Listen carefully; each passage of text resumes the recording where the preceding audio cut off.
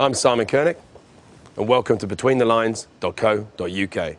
I'm going to start reading from the point where Andrea has just received a telephone call from a kidnapper, an anonymous voice, telling her that she has 48 hours to find £500,000 or her 14-year-old daughter dies.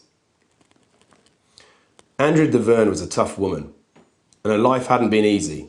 A successful, financially independent entrepreneur, she had to fight hard to get to the position where she was now. She's taken one hell of a lot of knocks on the way, knocks that would have finished off a lot of other more privileged people. And she'd always held firm, but nothing could prepare her for this.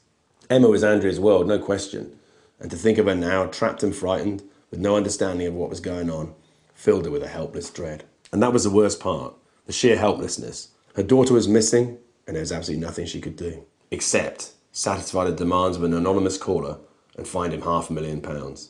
My only child. If anything happens to her. She flicked shut the phone and walked into the kitchen, the heels of her court shoes clicking loudly on the mahogany floorboards. She grabbed a glass from one of the cupboards and filled it with water from the tap, then drained it in one go. She had to keep calm, but it was hard when you were alone, and that's when her thoughts turned to Pat. Pat Phelan, Andrea's husband of 2 years and Emma's stepfather. Charming, good-looking, and 5 years younger than her. She'd been infatuated with him when they met. A whirlwind romance had been followed by a marriage barely 4 months later. Her mother had described her as a fool and Pat as a ne'er-do-well. At the time, Andrea thought her mother was being short-sighted and maybe a little jealous.